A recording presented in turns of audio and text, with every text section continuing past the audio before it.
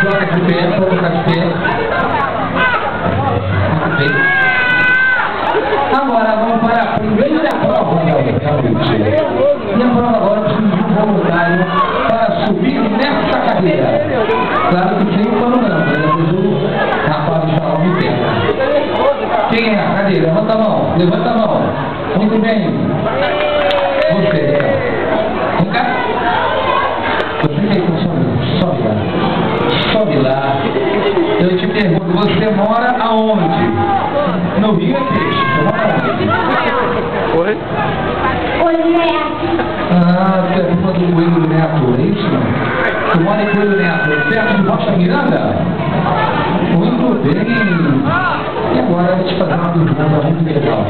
Quando eu perguntar para você, você vai me responder pamonha.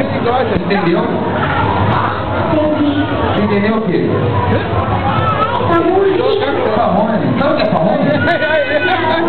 Então você vai ficar sem saber, eu respondo. Tudo que eu perguntar para ela, você falar pamonha para levar o prêmio. Qual é o seu nome? Pamonha. Você tem cara de quê? Pamonha. Não é pemonha, não, é pamonha. Fala pamonha. A sua mãe tem cara de quê?